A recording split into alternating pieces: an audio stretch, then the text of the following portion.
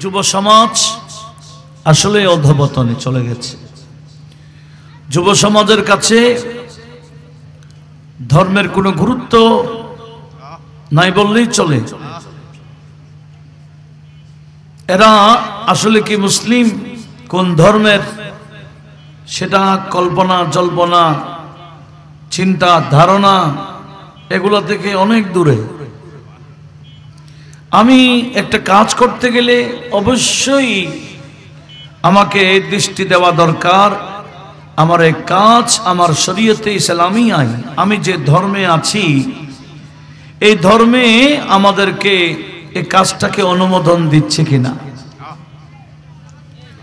আমি যে কাজ করছি আমার এই কাজে আল্লাহ এবং রসুল খুশি হচ্ছেন না নারাজ হচ্ছেন।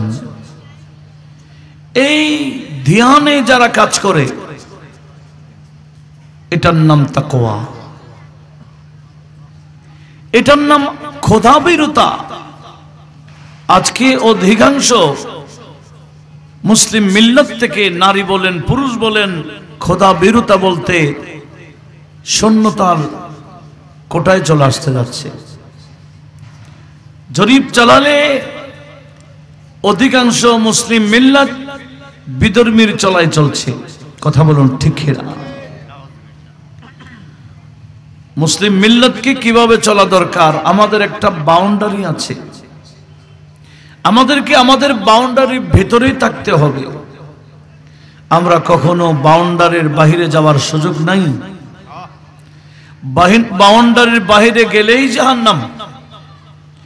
আর ইসলামী দায়রার মধ্যেই যারা থাকবে আমার আল্লাহ তাদের জন্য জান্নাত রেডি করেছেন। একটু জোরে বলুন না সুবহানাল্লাহ। তো অতীব গুরুত্বপূর্ণ একটি সাবজেক্ট আমি মনে করছি, বিধায় অতীব গুরুত্ব সহকারে শুনতে হবে। শোনার আগে নিয়ত সহি করতে হবে যাতে আমরা যা শুনব আমল করতে পারি। আল্লাহ আমাদের সবাইকে আমল করার তৌফিক দিক। একটু বড় আওয়াজে বলুন না আমিন। মুসলমান, আমার আল্লাহ আমাদেরকে দুনিয়াতে পাঠিয়েছেন, হায়াত দিয়েছেন, সন্তানাদি দিয়েছেন, সম্পদ আদি দিয়েছেন। এগুলা সব পরীক্ষা স্বরূপ।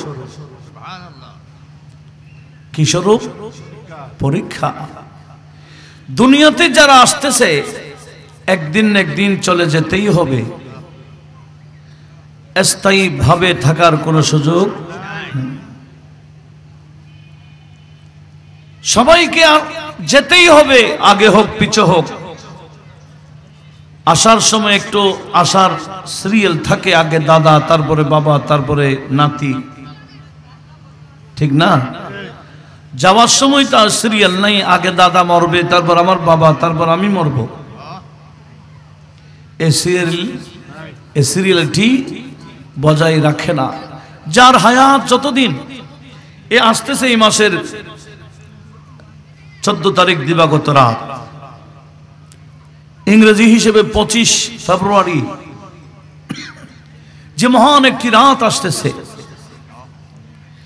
যেই রাত আমার আল্লাহ ফাইনাল করে ফেলেন আগামী 1 বছরে যারা কারা কারা কবরবাসী হতে যাচ্ছে। আগামী 1 বছরের ভিতরে কারা কারা মারা যাবে, কাদের রূহ মালাকুল মউত কবজা করবেন, এদের লিস্টগুলো মালাকুল মউতের হাতে উঠায় দেই এই লাইলাতুল নিসফ শাবানে, যেটাকে আমরা লাইলাতুল বারাত বলছি। একটু বড় আওয়াজে বলুন না সুবহানাল্লাহ। তো আমরা তো জানি না আমাদের লিস্ট মালাকুল মউতের হাত উঠাই দিচ্ছে কিনা। হাদিসে পাকে আছে মালাকুল মউতকে দেখে একটা সহিফা দেওয়া হয়, লিস্ট ধরাই দেওয়া হয় এবং বলা হয় উকবুস মান ফি হাদিহি সাহিফা, এই সহিফাতে যাদের নাম আছে তুমি মালাকুল মউত তাদের রূহটা টাইম মোতাবেক কবজা করে নিবা। আমার নবীজি বলেছেন ওই বান্দা ইন্নাল আবদা লা ইয়ানকিহু, বান্দা বিয়ে করে সে জানে না ইসমুহু ফি আসমাইল মওতা, মওতাদের লিস্টে তার নাম উঠে গেছে। এই কিছুদিন আগে না হাটাদারির মধ্যে সন্তান ওদিকে ডিসি পার্কে গিয়ে মারা গেছে। হাটাদারি না, বিয়ে করেছে 2-3 দিন আগে, বিয়ে করেছে 2-3 দিন আগে, কিন্তু ওদিকে ডিসি পার্কে গিয়ে কি হয়ে গেছে, মারা গেছেন। হায় রে হায় রে, সে যদি জানতো 3 দিন পর তার মত, সে কখনো বিয়ে করতো না। কার যে কখন মত এসে যাচ্ছে, কার কাছে মালাকুল মত ডিউটি পালন করার জন্য চলে আসতে যাচ্ছে, কেউ তো জানে না। তবে আমাদেরকে স্মরণ রাখতে হবে। সেজন্য আমার নবী থেকে জিজ্ঞেস করা হয়েছিল, আইয়ুল মুমিনিনা আকিয়াস ইয়া রাসূলুল্লাহ সাল্লাল্লাহু আলাইহি ওয়াসাল্লাম, ইয়া রাসূলুল্লাহ, মুমিনের মধ্যে বড় চালাক মুমিন কে? মুমিনের মধ্যে বড় বুদ্ধিমান কে? আমাদের থেকে জিজ্ঞেস করলে আমরা বলবো কলসিতে গিয়ে বিশাল টাওয়ার করে ফেলেছে, বড় বুদ্ধিমান, বড় চালাক। এটা আমাদের মতে, কিন্তু আমাদের নবীজি কি উত্তর দিয়েছেন শুনেন। নবীজি বললেন, হে আমার সাহাবা, জিজ্ঞেস করেছো মুমিনের মধ্যে বুদ্ধিমান মুমিন কে? আমি নবী বলে দিলাম, আকসারুহুম লিল মউত যিকরা, যে বান্দা মতের কথা বেশি স্মরণ করে, ওয়া আহসানুহুম লাহু ইস্তিদাদা, এবং মরণের জন্য সুন্দর প্রস্তুতিও গ্রহণ করে। জোরে বলুন সুবহানাল্লাহ।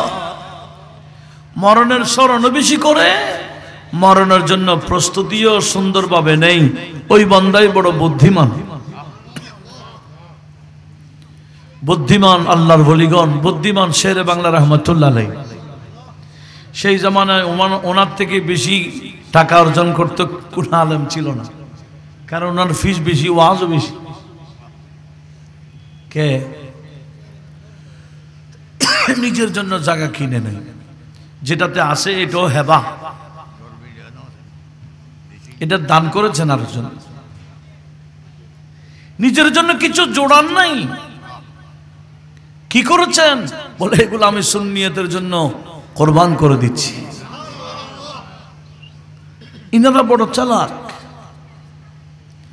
মতের জন্য বড় প্রস্তুতি নিয়েছেন। আর আমরা আছি, আমার যুবক ভাইরা বলে করে আল্লাহ যৌবনটা দিয়েছেন একটু ফুর্তি করার জন্য, ইবাদত করবো, ওরই বয়স হোক না। আরে ভাই, যৌবনকাল, যৌবনের শক্তি আমার আল্লাহ দিয়েছেন পরীক্ষার জন্য। সেজন্য কিয়ামতের ময়দানে যে 5টি প্রশ্ন সূর্যের নিচে দাঁড়িয়ে দাঁড়িয়ে 5টি প্রশ্নের উত্তর দেওয়া লাগবে, তার মধ্যে একটা হলো ওয়ান শাবাবিহি ফিমা আবলাহু। আল্লাহ যে একটা যৌবনকাল দিয়েছেন, এই যৌবনকাল কিভাবে অতিবাহিত করেছি, কোন কাজে ব্যয় করেছি যৌবনকালটা, কি আল্লাহর ইবাদতে কাটাইলাম নাকি ইবলিশের পিছনে চলে চলে কাটাইলাম, এটা হিসাব দেওয়া লাগবে কিয়ামতের ময়দানে। জোরে বলুন নাউজুবিল্লাহ। সে যৌবনকাল কি সে, এদের কি সে, এটা ঘুরে কেন? ভলান্টিয়ার যারা আছেন আশেপাশে কয়েকজন থাকেন, বিশৃঙ্খলা যাতে না হয়। আমি কোরআন সুন্নাহর আলোচনা করছি, কাহিনী নয়, সেজন্য গুরুত্ব দেওয়ার জন্য অনুরোধ করছি। পরিবেশ ঠিক রাখবেন ইনশাআল্লাহ, এমন ভাবে শুনবেন যাতে অপরকে শোনাইতে পারেন। আল্লাহ সে তৌফিক সবাইকে দান করুক। মোহাব্বতের আওয়াজে বলুন না আমিন। কি যৌবনকাল দিয়েছেন ফুর্তি করার জন্য? জাস্ট কি বলে, জাস্ট ফর এনজয় করার জন্য? কিসের জন্য? কি ইবাদতে কাটাচ্ছেন? বুড়া হয়ে গেলে রাতভর ইবাদত করার ইচ্ছা থাকলেও পারে না। বুড়া হয়ে গেলে রাতভর ইবাদত করার কি থাকে, ইচ্ছা থাকে, কিন্তু পারে না শরীরের কারণে। তখন 5 ওয়াক্ত নামাজ আদায় করা কঠিন হয়ে যায়।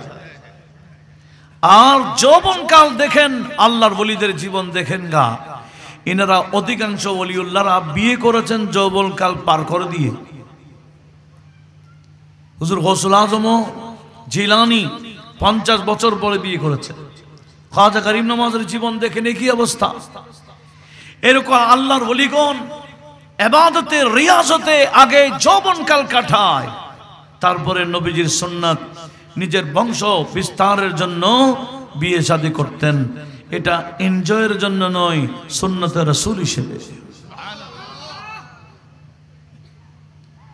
সে যৌবনকাল আজকে আমরা যৌবনটা, এই যুবক ভাইরা যুবতী বোনেরা মনে করছি আমার আল্লাহ এই যৌবনকালটা স্থায়ীভাবে দিয়ে ফেলেছেন। যৌবনকাল কি স্থায়ী না? ওই আমার ভাইরা বলে না, জিন্দেগানি জিন্দেগানি जवानी भी 2 दिन की है, जिंदगानी जवानी भी 2 दिन की है, अल्लाह अल्लाह करो, अल्लाह अल्लाह करो, अल्लाह अल्लाह करो दुनिया वालों, ये दुनिया तो 2 दिन की है, दुनिया वालों ये दुनिया तो 2 दिन की है, अल्लाह अल्लाह करो, जिंदगानी जिंदगानी जिंदगानी जवानी भी 2 दिन की है, अल्लाह अल्लाह करो।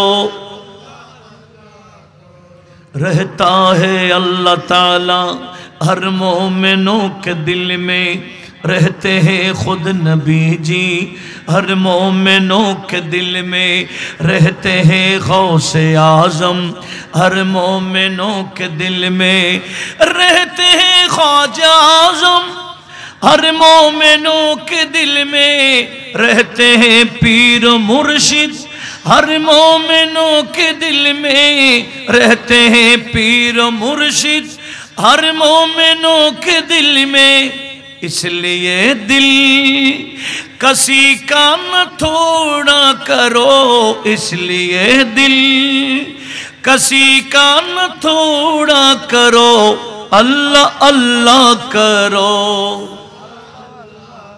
जिंदगानी जवानी भी 2 दिन की है, जिंदगानी जवानी भी 2 दिन की है, अल्लाह अल्लाह करो। আমরা কলবে কাকে রাখা দরকার, রাখছি কাকে? কথা বলুন ঠিক কিনা? মুমিনের কলবে স্থান থাকবে আল্লাহর, মুমিনের কলবে সবসময় জিকির থাকবে নবীজির, মুমিনের কলবে জিকির থাকবে ওলিউল্লাহদের, আল্লাহর বন্ধুদের, পীর মুর্শিদের। কথা বলুন ঠিক কিনা? এখন যুবকরা তাদের কলবে স্থান দিয়েছে নায়ককে, গায়ককে, খেলোয়াড়কে, নেতাকে, নেত্রীকে, এই দুনিয়ার এই সমস্তগুলাকে স্থান দিয়েছে কলবে। কলবটাকে শয়তানের আসন বানিয়ে রেখেছে, অথচ মুমিনের উচিত কলবটাকে আল্লাহর আরশ বানিয়ে রাখা। একটু জোরে বলুন না সুবহানাল্লাহ। সেজন্য আমার নবীজি বললেন, খানে কাবাকে সামনে রেখে, কাবাতুল্লাহকে সামনে রেখে সম্বোধন করেছিলেন, ইয়া বাইতুল্লাহ ইন্না হুরমাতাল মুমিনি আযামু মিনকা হুরমাতান। এ বাইতুল্লাহ, তোমার দিকে মুখ না করলে নামাজ হবে না, তোমার চতুর্দিকে প্রদক্ষিণ না করলে হজ হবে না। আমি নবী তোমাকে বলে দিলাম, যার কলবে আমার আল্লাহ আছে, যার কলব আল্লাহর আরশ হয়ে গেছে, যে সমস্ত বান্দা আসলেই মুমিন, ওই মুমিনের শান মর্যাদা তুমি কাবাতুল্লাহর চেয়ে আরো অনেক গুণ বেশি। আমরা তো আমাকে নিজেদেরকে চিনি না, কথা বলুন ঠিক কিনা? আমরা নিজেদেরকে চিনি না। ও হুজুর স্মরণ করাচ্ছেন আমাকে, মান আরেফা নাফসাহু ফাকাদ আরেফা রাব্বাহ। যে নিজেকে চিনেছে সে মাওলাকে চিনেছে। আমি কে আমি চিনি নাই, যার কারণে আমি ইহুদির পিছনে ঘুরতেছি। আমি কে আমি নিজেই চিনে নাই। আমি কার উম্মত? এই দুনিয়া আমাকে পাঠিয়েছেন দুনিয়াতে পরীক্ষার জন্য, কিছুদিনের জন্য। কে আমরা শয়তানের পিছনে চলবো না নবীজির পিছনে চলবো? এটা আল্লাহ পাকের পক্ষ থেকে আমাদের জন্য পরীক্ষা চলছে, কথা বলুন ঠিক না?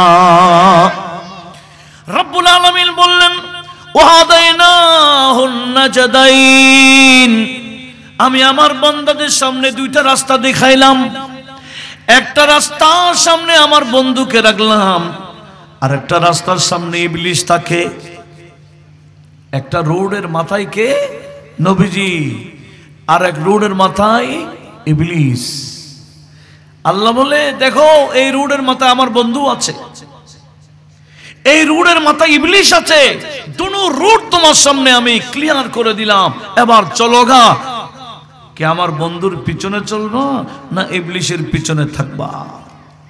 কিন্তু দুঃখের বিষয়, জরিপ চালাতে গেলে মুসলমানদের মধ্যে অধিকাংশ মুসলমান ইবলিসের পিছনেই আছে। কথা কি অবাস্তব না বাস্তব? নবীজির পিছনে কম, অনেক কম।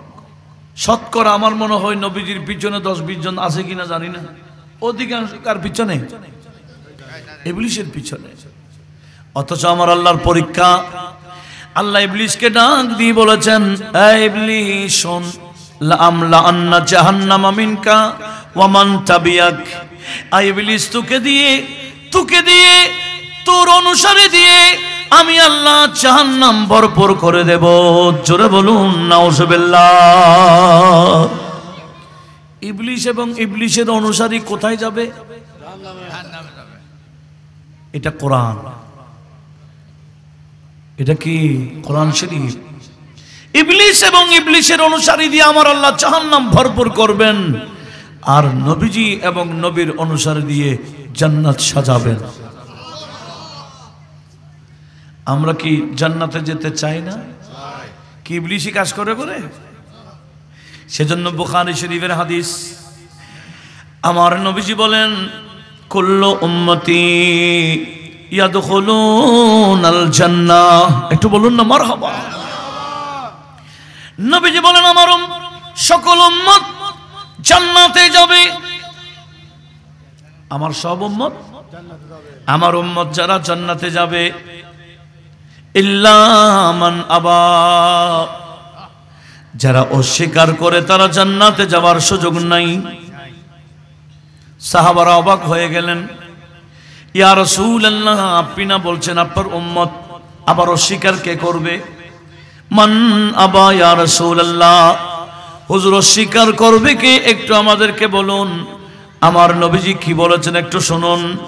নবীজি বলেন, মান আতানি দাখালাল জান্নাহ, যে আমি নবীর পিছনে চলবে, আমার আনুগত্য স্বীকার করবে, আমার আদেশ মোতাবেক চলবে, আমি নবীর নিষেধগুলো বর্জন করবে, আমার যত অনুসরণ করবে, এরা জান্নাতে যেতে পারবে।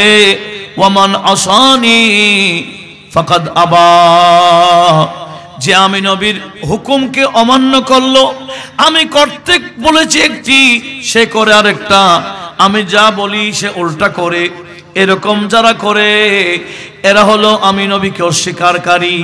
আর আমি নবীকে অস্বীকার করলে জান্নাতে যাবার কোনো সুযোগ নাই, অবশ্যই তাকে জাহান্নামে যেতে হবে। জোরে বলুন নাউজুবিল্লাহ। আমরা তো সবাই আশিকে রাসূল, কিন্তু রেডি হচ্ছি কালকের জন্য। আগামী কাল কয় তারিখ? 14 ফেব্রুয়ারি। ইয়াং জেনারেশন ভাইরা কত যে প্রস্তুতি নিচ্ছে আল্লাহই জানে। ফুল দোকানে ফুল পাওয়া যাবে না, কথা বলুন ঠিক কিনা? আমাদের ভালোবাসা আমাদের ভালোবাসার নির্দিষ্ট তারিখে নাকি? আমরা মুসলিম মিল্লাতের জন্য নির্দিষ্ট কোনো তারিখ নাই। আমাদের ভালোবাসা প্রতিটা মুহূর্তে মুহূর্তে। ইহুদি নাসারার জন্য নির্দিষ্ট একটা তারিখ হইতে পারে, কারণ তারা তো মা বাবাকে ঘর থেকে বের করে বৃদ্ধাশ্রমে ঢুকাই দেয়। বছরে একদিন দেখতে চাই, ভালোবাসা প্রকাশ করে। আমরা কি আমাদের মা বাবাকে ঘর থেকে বের করে দিই না, সাথেই রাখি? সবসময় ইনাদের প্রতি ভালোবাসা থাকে। সেজন্য আমাদের ভালোবাসা বছরে একদিনের জন্য নয়, 14 তারিখের ভালোবাসা এটা আমরা যারা মুসলিম, আমাদের মুসলিমের জন্য নয়। কিন্তু মুসলিম যে কত অধপতনে চলে গেছে, এই 14 তারিখের ভালোবাসাকে গুরুত্ব কারা কারা দিচ্ছে, এলাকার মধ্যে একটু সজাগ হওয়ার দরকার আছে কিনা? এগুলো কাদের ভালোবাসা বললাম? বেদিনী বিধর্মী ভালোবাসা।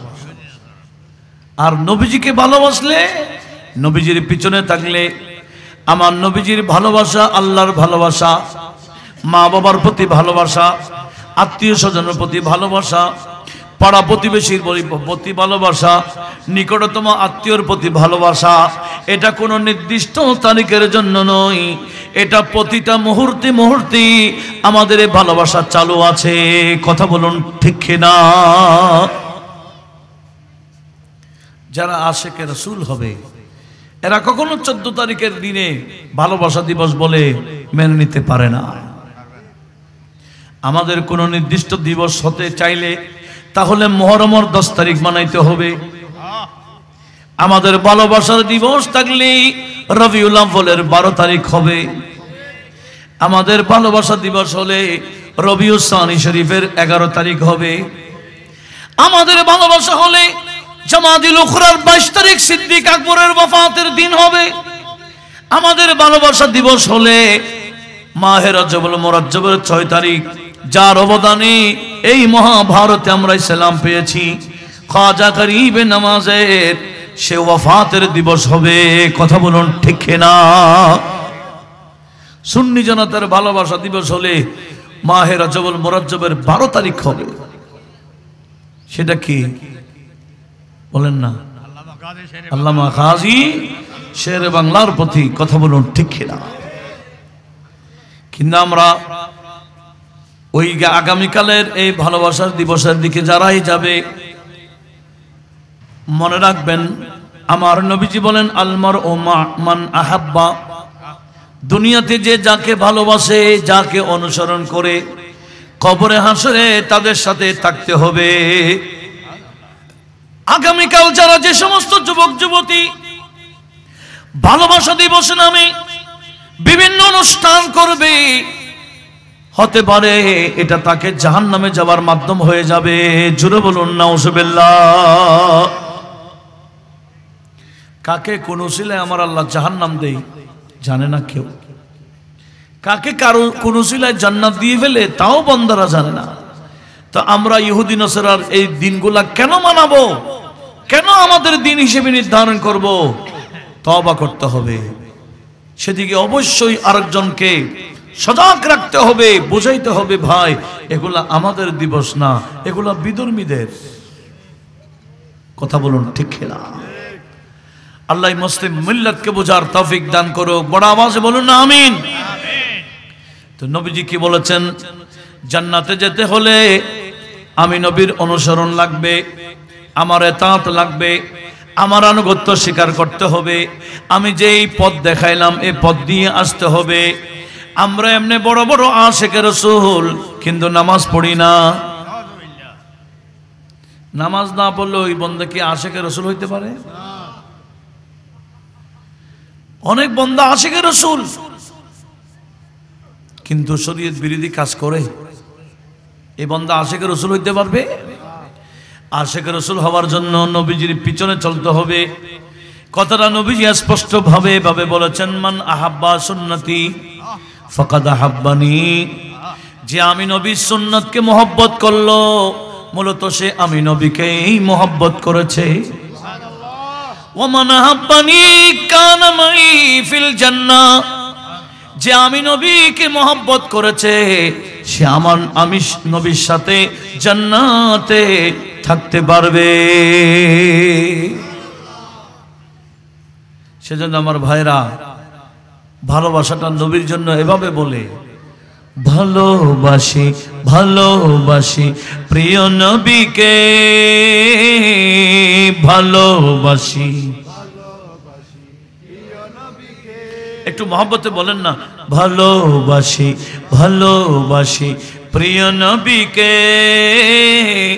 আল্লাহ রাসূলকে মোরা ভালোবাসি, আল্লাহ রাসূলকে মোরা, তাই তো মোরা জান্নাতের অধিকারী, তাই তো মোরা ভালোবাসি ভালোবাসি প্রিয় নবীকে। হযরত আবু বকর উমর উসমান আলী, হযরত আবু বকর উমর উসমান আলী অনুসরণ করি মোরা সকল সাহাবীর, অনুসরণ করি মোরা সকল সাহাবীর, ভালোবাসি ভালোবাসি প্রিয় নবীকে, আল্লাহ রাসূলকে মোরা ভালোবাসি, আল্লাহ রাসূলকে মোরা, তাই তো মোরা জান্নাতের অধিকারী, তাই তো মোরা জান্নাতের, ভালোবাসি ভালোবাসি প্রিয় নবীকে। আমাদের ভালোবাসা হচ্ছে সেদিকে, আগামীকালেরটা নয়। আল্লাহ আমাদের সবাইকে সেদিকে লক্ষ্য রাখার তৌফিক দিক, আমিন বলি। তো কি বলতে চাচ্ছিলাম, যুব সমাজ, এই যৌবনকাল কত বড় নিয়ামত জানেন? হাদিসে বাকে আমার নবীজি ইরশাদ করেছেন, ইন্নাল্লাহা ইউবাহি আল মালাইকাতা বিশবাবিল আবিদ। একটু জোরে বলুন না সুবহানাল্লাহ। নবীজি বললেন, উম্মত, আমার আল্লাহ ফেরেশতাদের সাথে অহংকার করে গৌরব দেখায় কাকে নিয়ে? ওই যুবককে নিয়ে যে যুবক ইবাদত করে, যে যুবক শুধু 5 ওয়াক্ত নামাজ না, যে যুবক তাহাজ্জুদের নামাজও ছাড়ে না, যে যুবক ইবাদতে কাটায়, যে যুবক নবীজির পিছনে চলে, আমার আল্লাহ ওই যুবককে দেখিয়ে দেখিয়ে ফেরেশতাদের সাথে অহংকার করে। জোরে বলুন সুবহানাল্লাহ। রব্বুল আলামিন ফেরেশতাদেরকে বলে, হে ইয়া মালাইকাতি উনজুরু ইলা আবদি, আমার এই যুবক বান্দাকে দেখো, তারাকা শাহওয়াতাহু লিয়াজলি, আমি আল্লাহকে রাজি করার জন্য তার মনের চাহিদা, তার বন্ধুরা ব্যান্ড শো করতেছে, সে ব্যান্ড শোতে নাই, তার বন্ধুরা প্যাকেজ করছে, সে প্যাকেজে নাই, তার বন্ধুরা 14 তারিখের ভালোবাসা, ফেব্রুয়ারির তারিখে ভালোবাসা দিবস পালন করে, সে সেখানে নাই, তার বন্ধুরা ডিজে করে, সে ডিজে অনুষ্ঠানে নাই। ওই বন্ধু আমার বন্ধু নবীর অনুসরণ করে, আমার আল্লাহ ওই ফেরেশতাদেরকে দেখিয়ে দেখিয়ে বলে, তোমরা সাক্ষী থাকো, সাক্ষী থাকো, ইন্নী উহিব্বুহু, আমার এই যুবক বান্দাকে আমি আল্লাহ বন্ধু বানাই নিয়েছি। আল্লাহর ওলি হয় যৌবনকালের ইবাদতে। একটু জোরে বলুন না সুবহানাল্লাহ। সেজন্য কিয়ামতের ময়দানে যে 7 প্রকার মানুষের জন্য আমার আল্লাহ ভিআইপি ব্যবস্থা রাখবেন, শুধু দুনিয়াতে ভিআইপি কোথায় আছে? কিয়ামতের ময়দানে আমার আল্লাহ ভিআইপি ব্যবস্থা রাখবেন, ছায়া দেবেন, আরশের ছায়া, যে 7 প্রকার মানুষের জন্য নির্ধারণ করে রেখেছেন। তার মধ্যে একটা হলো ওয়াশাবুন নাশা ফি ইবাদাতিল্লাহি, জোরে বলুন সুবহানাল্লাহ। ওই যুবক তার যৌবনটা কাটায় ইবাদতে, নামাজে, কালামে। ওই বান্দা আল্লাহর প্রিয় হয়ে যায়, আল্লাহর বন্ধু হয়ে যায়। সেজন্য অধিকাংশ বান্দারা এখন আল্লাহর প্রিয় নয়, ইবলিসের প্রিয়। ঠিক কিনা? কার প্রিয় হয়ে গেছে? ইবলিসের। কি আমরা কি ইবলিসের প্রিয় হব না আল্লাহর প্রিয়? আমরা কি আল্লাহর ওলি হব না ইবলিসের ওলি? ওলি দুই প্রকার, ওলিউর রহমান, ওলিউর শয়তান। দুনো প্রকারের কথা কোরআন শরীফ আছে। ওলিউর শয়তান, ওলিউল্লাহ।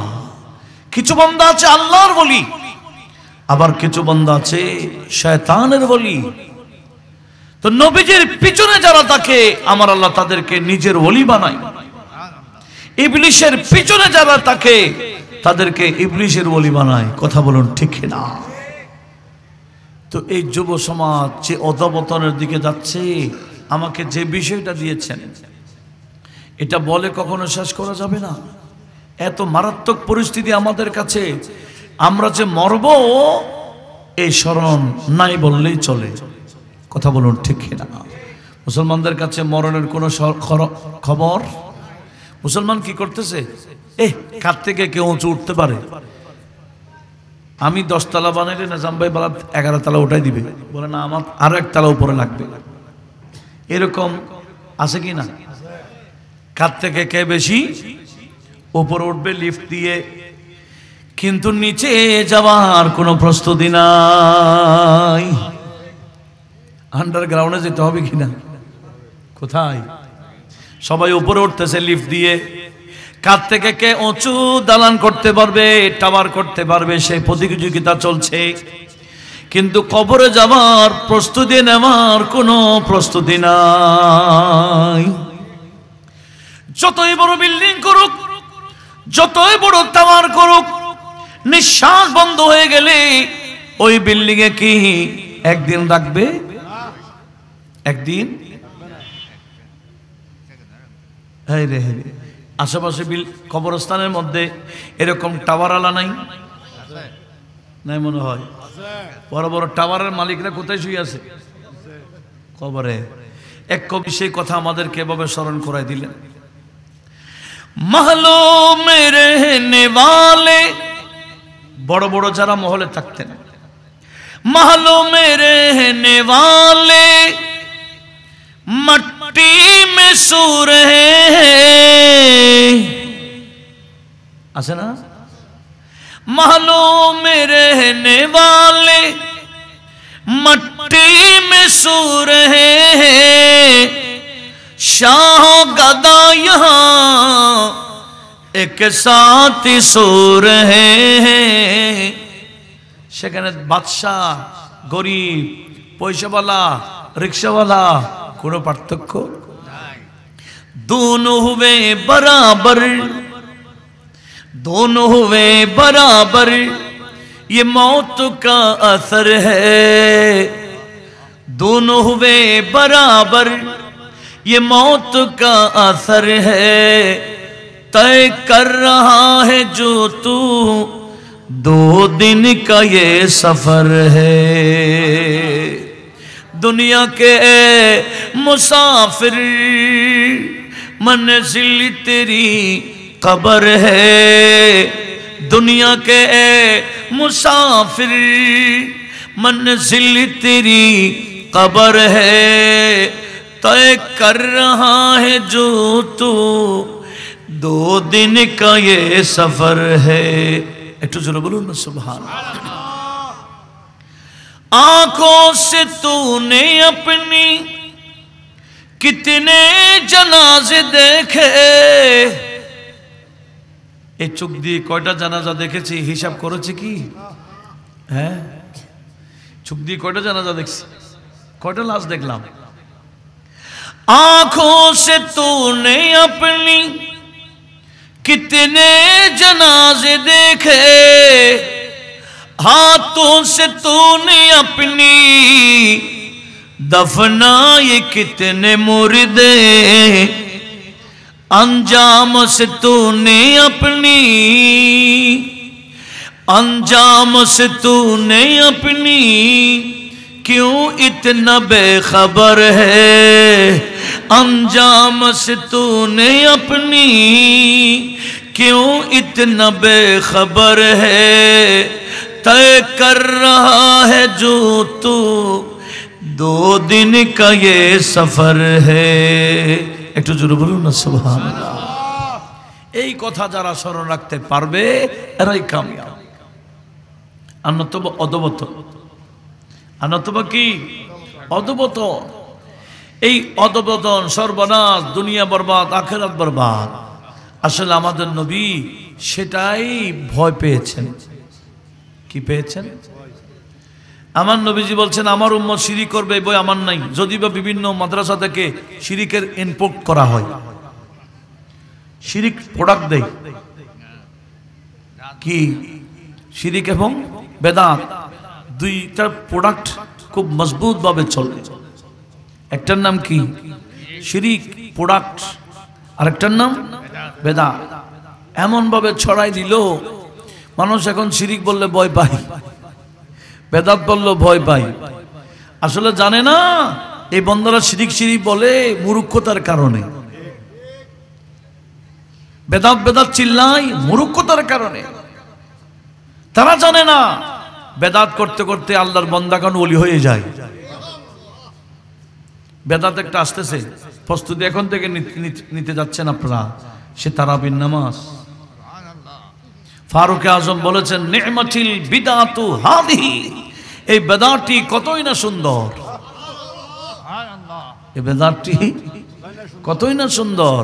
আর আমাদেরকে বেদাত বলে ভয় লাগায়, আর আমরাও ভয় পাই যাই। কি রে ভাই, বেদাত সব কি খারাপ? ডিজে বেদাত খারাপ, ব্যানসুর বিরুদ্ধে বলো এগুলা খারাপ। তুমি মিলাদুন নবীর বিরুদ্ধে কেন বলছো? এগুলা করে করে বান্দা আল্লাহর ওলি হয়ে যায়। কথা বলুন ঠিক কিনা? আসুন কি বলতে চেয়েছিলাম, মনোযোগ আছে? কি বলছিলাম?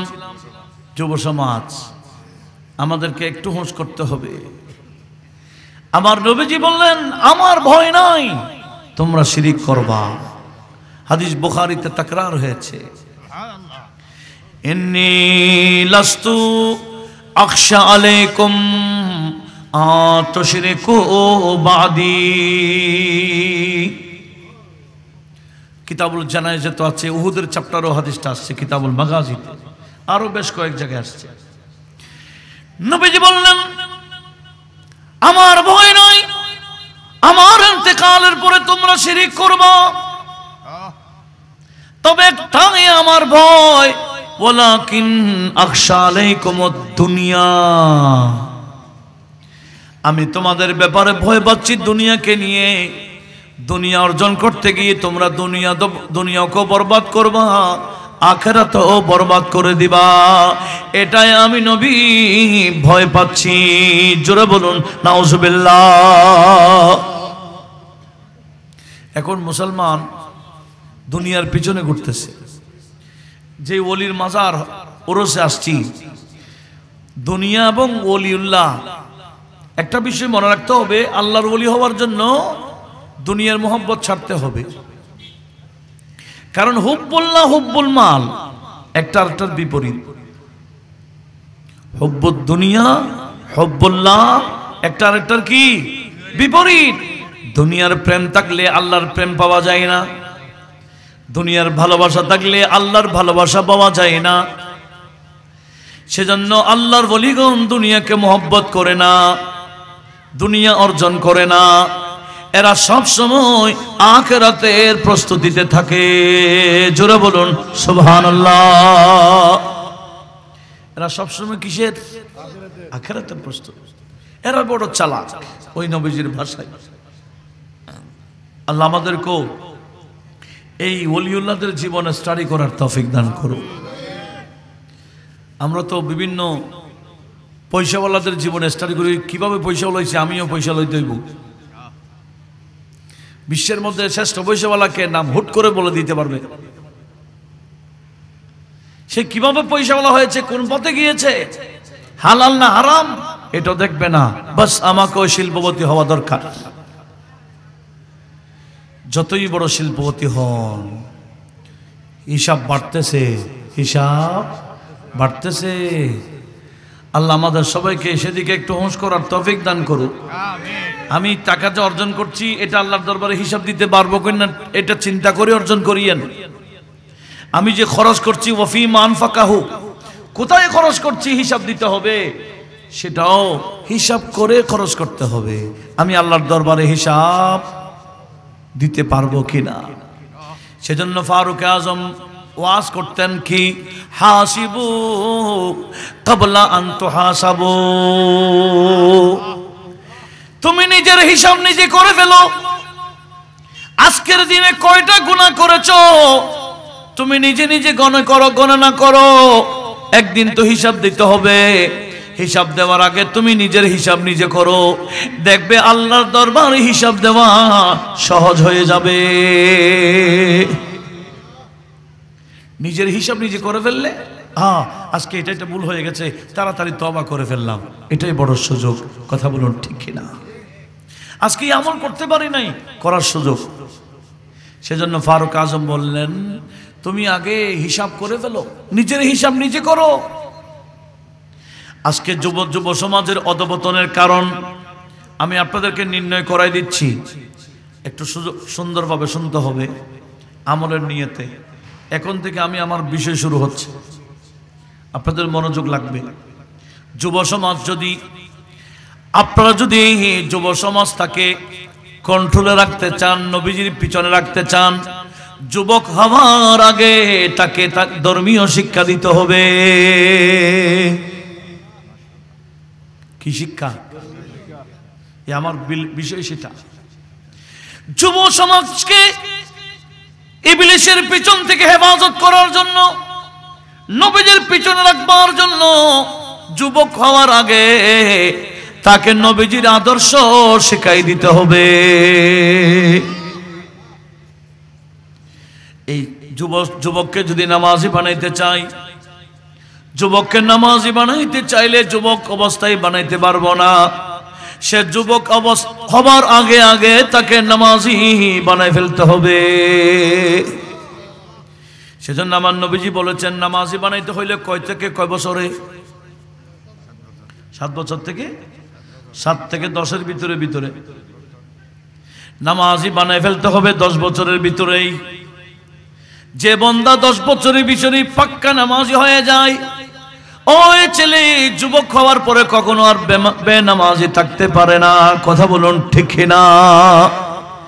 নামাজ যার অভ্যাস হয়ে যায়, ওই বান্দা সব ছাড়তে পারে কিন্তু নামাজ ছাড়তে পারে না। নামাজ এত বড় নিয়ামত। কথা বলুন ঠিক না? সে ভাত কাপে পড়ে বলে, আগে আমি নামাজটা পড়িনি। এ কথা অবাস্তব না বাস্তব? কে বলে যে নামাজের মজা বুঝেছে? আমাদের নবী বললেন, উম্মত শুধু তুমি নামাজি হলে হবে না, তোমার পরিবারকেও নামাজি বানানো তোমার জিম্মাদারি। প্রত্যেকটা মা বাবাকে কিয়ামতের ময়দানে জিজ্ঞেস করা হবে, তুমি তোমার ছেলেকে মেয়েকে, তোমার অধীনস্থ যারা ছিল এদেরকে নামাজি বানাইছো কিনা? কিয়ামতের ময়দানে পরীক্ষা নেবে। আমরা মনে করেছি আমরা নিজে নিজে নামাজ পড়ে ফেলেছি, পার হয়ে যাব। নয়, হবে না, হবে না। কুল্লুকুম রাইন ওয়া কুল্লুকুম মাসউলুন আন রায়াতিহি। আমার নবীজি বলেন, প্রত্যেকে আপন আপন অধীনস্থ যারা আছে এদের ব্যাপারও কিয়ামতের ময়দানে প্রশ্নবিদ্ধ হবে। জোরে বলুন সুবহানাল্লাহ। মনোযোগ আছে? তাহলে যুব সমাজকে আমরা নামাজি বানাইতে হইলে কি করতে হবে? যুবক হওয়ার আগে নামাজি বানাই দিতে হবে। আজকে যুব সমাজের কাছে বেহায়াপনাই ছড়িয়ে গেছে, যুব সমাজের কাছে আদব নাই। সব যুবক না, অধিকাংশ বলছি। ইল্লা মাশাআল্লাহ, কিছু যুবক আছে অতীব আদবদার। কথা বলুন ঠিক কিনা? অধিকাংশ যুবক কিন্তু কি আদব হারায় ফেলছে, হায়া নষ্ট হয়ে গেছে। কেন? এদেরকে যুবক হওয়ার আগে আদব শিখাইতে হবে। কথা বলুন ঠিক কিনা? এখন তো আদব করতে গেলে বলে শিরিক, আদব করতে গেলে কি হুজুর আসছে, হুজুর আমি কদম বসে করলাম, বলে শিরিক করছে। এটা কি করছে? আরে এটার নাম কি শিরিক না আদব? যারা আদব বোঝে না, শিরিক বোঝে না, এরা আবার কিসের আলেম? আলেম নামে ধোঁকাবাজ। কথা বলুন ঠিক নি? অথচ আমাদের ইসলাম ধর্মের মধ্যে আমাদের নবীজি পায়ে চুমো খাবারও অনুমতি রেখেছেন। মুরব্বীদের পায়ে কি খাওয়া? আমরা কি মুরব্বীদের পায়ে চুমো খাই? পা ধরি মাত্র। এটা তো আরো নর্মাল বিষয়। যেখানে আরো বেশি ঝুঁকে কদমের ঠুট লাগিয়ে কদম বসি করার বৈধতা আমার নবীজি রেখেছেন, তুমি আবার কোন শিরিকের ফতোয়া দাতা? তুমি তো নবীজির শরীয়তকে উল্টানেওয়ালা। কথা বলো ঠিক কিনা? অথচ বুখারী আবু দাউদ শরীফের হাদিস মিশকাত খুললে কিতাবুত তাহারাত পাওয়া যায়। সাহাবারা বলতেন কুল্না নাতাবাদিরু বিতাকবিল ইয়াদি রাসূলিল্লাহি সাল্লাল্লাহু আলাইহি ওয়াসাল্লাম ওয়া রিজলাইহি, আমরা সাহাবারা প্রতিযোগিতা করতাম কার আগে কে গিয়ে নবীজির হাতে এবং পায়ে চুমো দিতে পারি। হাতে এবং পায়ে কার আগে কে হাতে পায়ে চুমো দিতে পারি নবীজিকে গিয়ে, আমরা সাহাবাগণ প্রতিযোগিতা করতাম। জোরে বলুন। সে কাজ সাহাবারা প্রতিযোগিতার মাধ্যমে করতেন, এখন বলে শিরিক। দেখেন তো ইসলামকে কত প্রশ্নবিদ্ধ করে ফেলছে, কত ফিতনার দিকে নিয়ে যাচ্ছে। অথচ মাওলা আলী শের খোদা, যার মাধ্যমে আমার নবীর আলম বের হয়, সে হযরতে আলী রাদিয়াল্লাহু তাআলা আনহু প্রায় সময় ওনার চাচা হযরতে আব্বাসের কদমে চুমো দিতেন। যেটা মামুলি নয়, ইমাম বুখারী নোট করেছেন। কোন ইমাম? ইমাম বুখারী মানে আমাদের দেশীয় ইমাম নি। ইমামে বুখারীর একটা কিতাব আছে আল আদব আল মুফরাদ। সেই কিতাবে আলাদা বাব বেঁধেছেন, বাবু তাকবিলেল ইয়াদে ওয়ার রিজলে, হাতে পায়ে চুমো খাবার অধ্যায় বলে।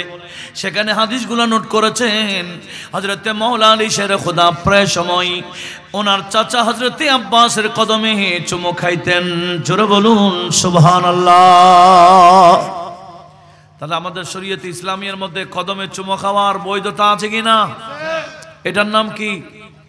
আদব। মাশাআল্লাহ। এটার নাম কি? আদব।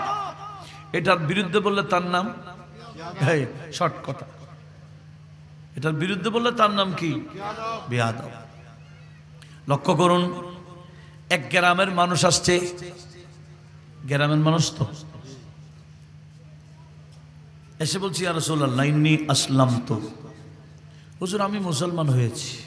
আচ্ছা ভালো কথা, কি চাও?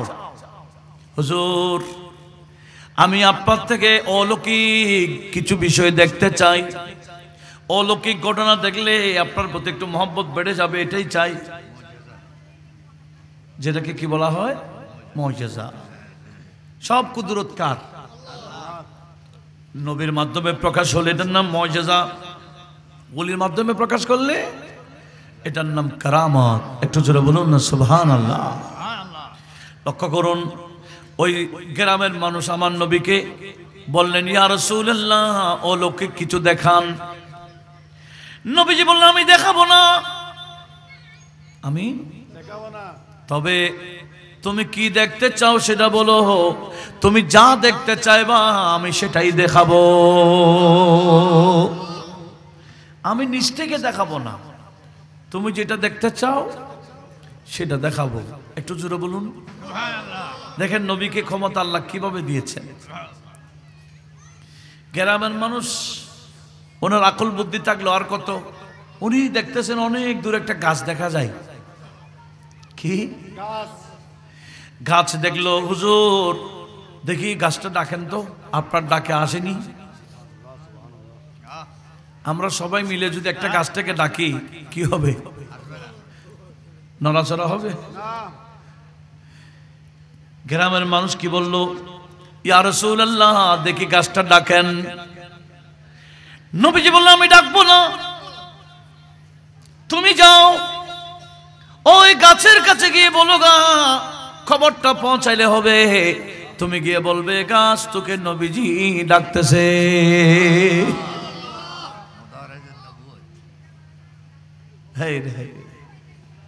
তোকে গাছ কে ডাকতেছে? নবীজি ডাকতেছে। তখন ওই গ্রামের মানুষ দৌড়তে দৌড়তে গাছের কাছে গিয়ে বলে, ইয়া শাজারাতু আজিবি রাসূলুল্লাহি সাল্লাল্লাহু আলাইহি ওয়াসাল্লাম, এই গাছ তোকে নবীজি ডেকেছেন, তুই নবীজির আহ্বানে সাড়া দে। এতটুকু শুনতে গাছ তার সামনের দিকে ঝুঁকে গেল, আবার পিছনে ঝুঁকলো, একবার ডানে আরেকবার বামে, চতুর্দিকে ঘুরে ঘুরে গাছ নিজের শিকড়টাকে নরম করে ফেললো। জোরে বলুন সুবহানাল্লাহ। মাশাআল্লাহ। আমাদের আজকের প্রধান আলোচক রাবতায়ে উলামায়ে আহলে সুন্নাহ বাংলাদেশের সম্মানিত চেয়ারম্যান আখি আল করিম হযরতুল হাজ আল্লামা সেকান্দার হুসাইন আল কাদরি সাহেব হুজুরও মঞ্চের দিকে আসন গ্রহণ করতে যাচ্ছেন। একটু বড় আওয়াজে বলুন মারহাবা।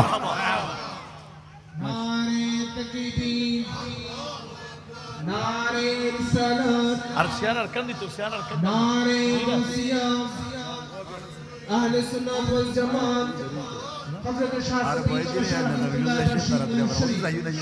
সম্মানিত উপস্থিতি, আলহামদুলিল্লাহ আমাদের মাঝে এসে উপস্থিত হয়েছেন আজকের মাহফিলের সম্মানিত প্রধান অতিথি হযরতুল হাজ আল্লামা মুহাম্মদ সেকান্দার হুসাইন আল কাদরি সাহেব মাদ্রাসাতুল আলী। মাশাআল্লাহ। হুজুরকে আসন গ্রহণ করার জন্য অনুরোধ করছি। একটু জোরে বলুন মারহাবা। এখানে মাশাআল্লাহ বড় বড় উলামায়ে আহলে সুন্নাতের সমাবেশ, কারণ সুন্নি সম্মেলন তো এখানে লম্বা ওয়াজ করার সুযোগ নেই, আমি গোছায় ফেলতেছি। কি বলছিলাম? আদব। কি বলছেন? গাছ একবার ডানে বামে সামনে পিছনে ঝুঁকে নিজের শিকড়টাকে নরম করে মানুষের মতো দাঁড়িয়ে গেছে। গর্ত থেকে উঠে গেল, নবীজির সামনে হেঁটে হেসে এসে আরবি ভাষায় নবীকে সালাম প্রদান করলো। আরে তুমি বান্দা নবীকে সালাম না দিলে কি আসে যায়? তুমি না দিলে তোমার বদনসিবি, তোমার পুরা কুফাল। যাদের জবান নাই আমার আল্লাহ তাদের জবান খুলে দেয় বন্ধু নবীকে সালাম দেওয়ার জন্য। কথা বলুন ঠিক কিনা? এভাবে যখন আরবি ভাষায় গাছে সালাম দিল নবীকে, গ্রামে তো মানুষটা হুজুর হাসবি হাসবি, যথেষ্ট যথেষ্ট লাগবে না, গাছটাকে চলে যেতে বলেন। আমার নবীজি ইশারা করতে গাছ আপন জায়গায় চলে গেল। এবার গ্রামের মানুষ আমার নবীজির থেকে অনুমতি চাইলেন, ইদিল্লি আনুকাব্বালা রাসাক ওয়ারিজলাইক, ইয়া রাসূলুল্লাহ আপনি আমাকে অনুমতি দিন, আমি আপনার প্রতি মহব্বত প্রকাশ করব, আপনার মাথায় চুমু খাবো, দুই কদমেও চুমু খাবো। আমার নবীজি অনুমতি দিয়ে দিলেন। ওই গ্রামের মানুষ নবীজির মাথায় চুমু দিলেন, দুই কদমে চুমু দিলেন। ওঠার পরে বলে, ইয়া রাসূলুল্লাহ এমন এত বেশি মহব্বত অন্তরের সৃষ্টি হয়ে গেল, হুজুর আরেকটা অনুমতি দেন না। বলে কি? বলে ইদিল্লি আন আসজুদা লাকা, হুজুর আপনাকে সিজদা করতে ইচ্ছা হচ্ছে। কি করতে? নবীজি বলেন লা তাসজুদলি, এভাবে মহব্বত দেখার অনুমতি আমি দিচ্ছি না। তাহলে এটা মহব্বত দেখাবার একটা সীমা আছে কি না? আছে। আমরা একটু সেদিকেও লক্ষ্য রাখা দরকার। কথা বলুন ঠিক কিনা? নবীজি বলছে না এটা আমি তোমাকে অনুমতি দিচ্ছি না, যেটা অনুমতি আছে এটা দিয়ে দিলাম। কদমে চুমু খাও, সিজদা করবা না।